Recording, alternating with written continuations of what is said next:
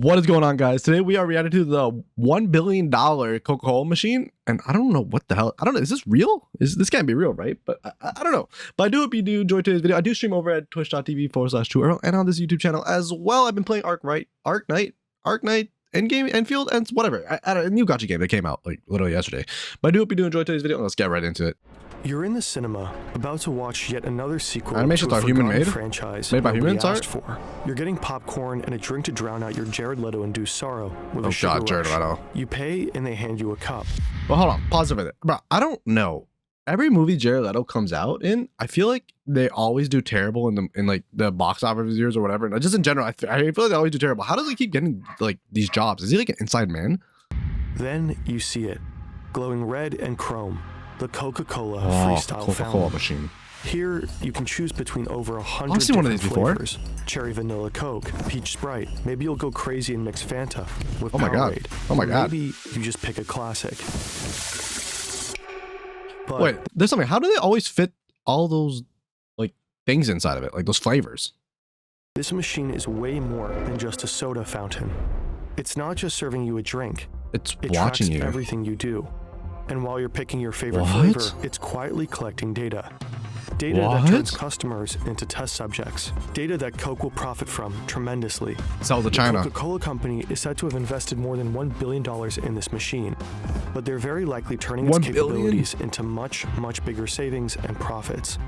Today, we're diving into how a drink dispenser became a global lab and what role you play in all of this. Was this actually real? What? The Coca-Cola Company is one of the biggest beverage producers on the planet. The conglomerate controls almost half of the global soda market, Damn. making billions in revenue every year. And one important way they sold their many drinks has long been soda fountains. In the olden days, that makes ordering a sense. soft drink would work like this. You'd walk up to the counter, place your order, and someone would pour your drink into a cup. No, before didn't they have like some machine where you have to pump it and stuff? Like even back in the day, like, and then you put whipped cream and stuff, and they like make it the old style. I think there's like one place in New York that still does it the old way. And self-service fountains arrived. Now you could fill your own cup at your own discretion. Ah, When you were the a best. kid, this fountain was everything. You could It mix was. yourself something truly undrinkable. All of it. It goes crazy actually. You. However, in 2006, No, it was actually good. Coca-Cola and other beverage makers noticed something worrying. For the first time since 1985, the sales volume of carbonated beverages had Went down? declined. People Yeah. started to focus more on their health and well-being. They were increasingly looking for sugar-free drinks and low-calorie options. So we got Coke Zero. Fountains just weren't ready for that. At that time, only about 1% of all Coke fountains in the US even offered Diet Coke. Meanwhile, the choice of sodas at convenience stores had increased dramatically. Rows and rows packed with hundreds of bottles and cans. But Coke fountains were stuck with the same limited run-up of kind of boring standard flavors. Then they got So this they mega had to come machine. up with an idea that would change everything. It's crazy. The freestyle fountain's design is interesting. The red, the chrome, the sculpted lines. It kind of looks like it wants to become a Ferrari when it grows up. And that's not a coincidence. It's like a, I don't know, like a futuristic, like, it just gives that futuristic vibe, like you and like welcoming. Definitely welcoming, like with the white in the center where you put your hand in and everything. It's actually like pretty efficient, man. Whoever created this is a genius. It was developed with Pininfarina, the legendary Italian design house that shaped the curves of Ferrari itself. Oh, You slide your cup under the dispenser. Ciao. Now comes the fun part. You see dozens of bubbles on the screen in front of you. Each bubble is labeled with a different drink. Mezzomix, Coca-Cola, Powerade, Lift, Fuse Tea, and Kinley. that was Fuse In Tea. total, you could choose over 100 drinks. Back when you were a kid, this would have been impossible. Restaurants used So you only had massive 4, 19-liter syrup canisters for every single drink option. Nowadays, how do they do all this? these flavors fit into just about 30 tiny cartridges. What? The cartridge design is inspired by medical tech, where precise dosing is critical. Just as insulin pumps deliver exact amounts of medication almost drop by drop, the freestyle system carefully meters syrup and carbonated water for each pour. In theory, every pour Wait. is perfectly measured, drop by drop, turning your drink into a precise mass. So the ones inside of it is like literally like one of those like little like things you buy at like the Walmart or whatever, like the powder drops in like the small little tubes. Is that what it is? Like liquidized already, and then you just have the carbonated water come into it from the back room. Masterpiece. But Coke from a Freestyle fountain actually tends to taste a little different from the one you buy in the supermarket. In contrast to the old canister systems that pre-mix syrup and sweetener, Freestyle keeps flavors, sweeteners, and carbonated water separate. All separate, okay. Now, when you press the button, the flavor, sugar, and carbonated water are combined on demand. This can make your Coke taste slightly different from other Does preparations. it taste good? I haven't used these in a long time, these Staring machines. at the bubbly screen, curiosity kicks in. You came in for your usual, but you gotta admit, some options here are tempting. You tap the Powerade bubble, yeah. and suddenly a whole lineup appears. Powerade Raspberry, Powerade Lemon, Powerade Strawberry. So many choices. Which one to pick? You even mix a drink that doesn't exist before. Oh my You god, could I've create never your thought about own mixing secret them. flavor. And won't that make you special? The Freestyle fountain is fun. It lets you explore. It bewilders. It sparks curiosity. It might even provoke play. And that's exactly the point. Coca-Cola doesn't just want to sell you a beverage. It wants you to feel something. This technique is called experience marketing. This is getting deep. Right here in front of this machine, you're not just choosing a flavor. Is there a You're camera? interacting with the brand. You are literally experiencing it. Every tap, every bubble, every choice pulls you deeper into the Coca-Cola universe. I mean, it makes sense because like every time you tap it, like you probably could like track out what has the most clicks on it. So I mean, it makes sense. And then it's like start slowly shifting out what doesn't work and what does work. It kind of makes sense. But what's that black dot in the center? That's what I really want to know. And that matters, because moments like this make you remember Coke, not just as a drink, but as a feeling. And ideally, it wants you to go home and tell your friends about that insane machine that lets you mix your that own never Coke happened. and offers that amazing weird new flavor Wait, has that they happened? so gotta try. And Freestyle isn't the only example for Coke's experience marketing. Think about Share a Coke. Oh, the names? Different campaign, Yeah. the same idea. And it's all part of Coca-Cola's bigger play, shifting from being just a product brand to an experience brand. Anyways, you ultimately go for a Sprite. You didn't even know Sprite Cherry existed. I actually didn't. Time to give it a shot. You press the pour button, then you take a sip. Not half bad. You're not the only one who was curious about Sprite Cherry. All over the world, people have made the exact same choice. Oh. Obviously, Coca-Cola didn't offer you this new Wait, with your phone? Hold on. I'm starting to understand. They're trying to use like, how do I explain it? They're using a bigger variety so you get more likely to choose different ones that sell more products. Is that the vibe? Is that what else you think? I think that makes sense. flavor just for fun. The Freestyle I didn't know you could use your phone, ecosystem though. That's is crazy. basically a giant testing lab. Every pour, every mix, every flavor you try feeds into a massive experiment, a sampling program on a global scale. And with this particular new flavor, the experiment actually worked. But this is just the tip of the This is iceberg. crazy. When Coca-Cola launched the Freestyle in 2009, they packed it with cutting-edge technology. Reliable wireless networks like the ones we have today weren't exactly standard, so Coca-Cola built their own. The network they created links every Freestyle machine directly to What? Coca-Cola's back-end systems, which are managed through SAP software. Think of it as the company's brain. It keeps track of everything happening across all departments in real time. This is Every crazy. single day, over 50,000 Freestyle machines send data back to this brain. They report everything that's going on inside them. Which flavors are being poured, what time This of day is they are consumed, or how insane. much syrup is left. You might not experiment with your drink choices, but many other people do. That is how Coca-Cola discovered that people really like Coke Orange Vanilla, Sprite Cherry, Sprite Strawberry, and Coke Cherry Vanilla. Cherry vanilla. Some of these flavors started as user creations, combinations people kept mixing again and again Oh at the my Freestyle God. machine. Others, like Coke Orange Vanilla, were developed by Coca-Cola. The more people got these, the stronger the signal became. And that's why the camera's there. So like each button press that person made, you can identify, oh, this button press and this person was on the screen. So then that's how they create combos for free. Yo, this is a cheat code. This is actually insane. They're getting free combinations just from you using them. That's What started absurd. as a tiny bubble on screen ultimately moved into full production. Sure, you could argue the company might have released these flavors eventually either way, but with Freestyle, those decisions happen faster than before. Oh my and might be God. grounded in better data. But there's more. Before Freestyle, staff had to manually check those giant syrup canisters. They probably Yeah. used inventory sheets, maybe did a bit of guesswork, and called or emailed Coca-Cola to reorder. Freestyle That one makes completely sense. transformed fountain logistics. Every night, the system collects data from this exact machine And then I'll figures request out it how many down. units of each cartridge needs to be delivered to the cinema. And it's not just based on what you and your friends poured yesterday. Algorithms predict demand and even factor in planned promotions for specific beverages. Oh my God, this is insane. Which cartridges need refilling and automatically creates the restocking orders. Those orders are sent straight to the distribution center, and from there, the cartridges are shipped directly to the fountain locations. This could all be done in like a day. Every freestyle machine on the planet is quietly syncing. Think about how smart this is. With Freestyle, Coca-Cola can optimize their entire fountain supply chain, streamline inventory management, make restocks more efficient, and even improve their production schedule. It's probably safe to— Like, I'm not gonna lie, this is like actually a little scary if you really think about it, but it's also like kind of beautiful, like in the efficiency wise and like mechanical wise. Like if you look really like deep dives, like we can actually break this all down this quick using just technology is like insane to me. But it's definitely hella scary that they're just collecting all this data on you that you might not even think that like is important. It's like, oh, what type of Coca-Cola I use, but no, like in the bigger picture, it's kind of fucking crazy to assume that this alone saves the company millions and millions of dollars along the way. If even Coca-Cola is tracking your data in real life, you won't be surprised to learn that your data is exposed everywhere, and there's nowhere to hide. Every click, search, and form you fill reveals tiny pieces of who you are. That you had to look up how to spell bourgeois 6 or 7 times for your online comment war, that you don't understand the 6-7 means, or that you enjoy mixing Sprite and Fanta. Disgusting animal. With data breaches rising every year, dude, that was personal for me. He hated that guy. What the hell? Personal information is at risk. Shady data brokers sell it, scammers use it, and even steal your identity. Not that anybody would want your particular identity, but, you know, theoretically.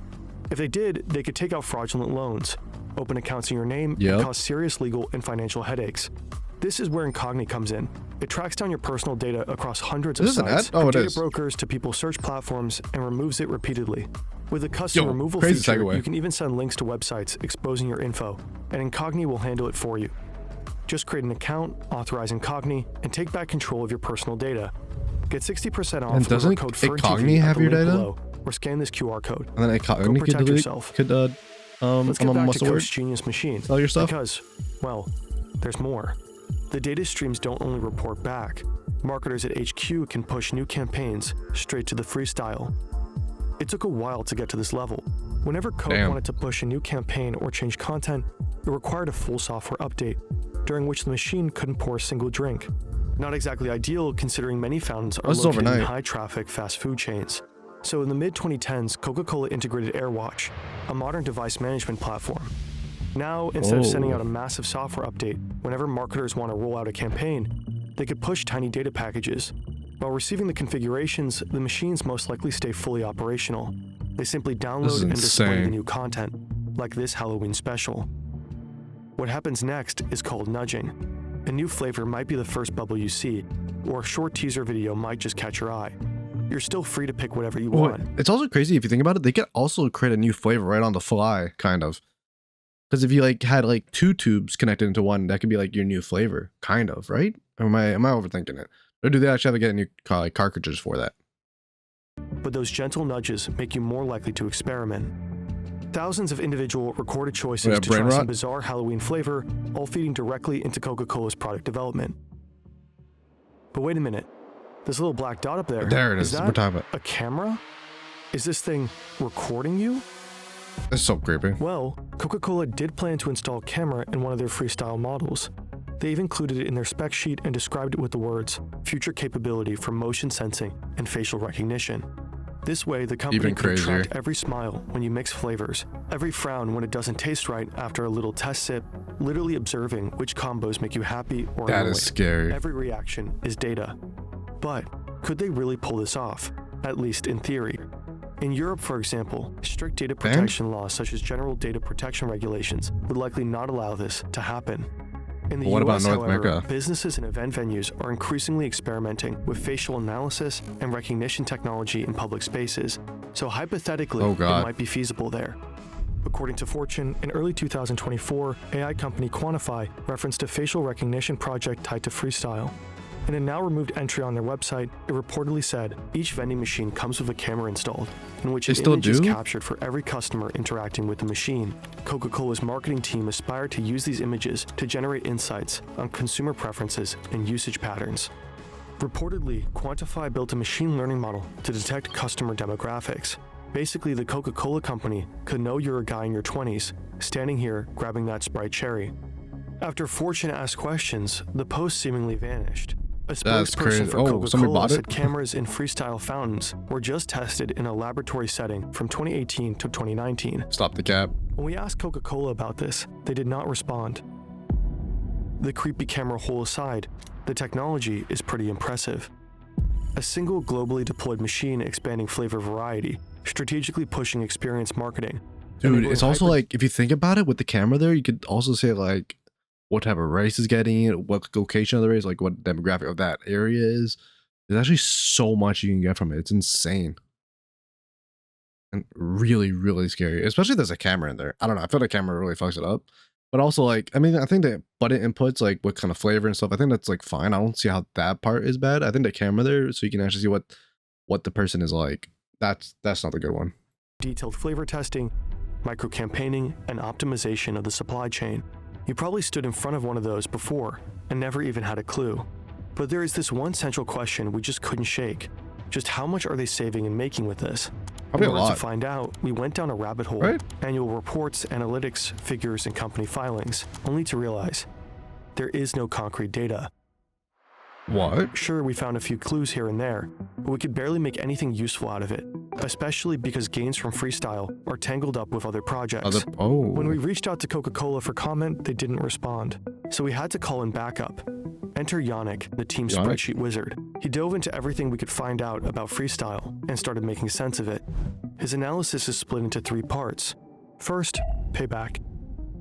Let's start with Coca-Cola's assumed revenue from freestyle Payback. machines. To get a rough baseline, we looked at something similar, loyalty programs like Payback.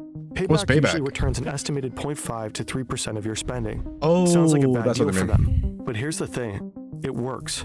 Because when people get a little something in return, they tend to spend even more. More, yeah. And while they That makes do, sense. Payback collects tons of data, or what they buy, when they buy, and where they buy. You Oh. can't fully compare Payback to Coke Freestyle, but both follow the same idea.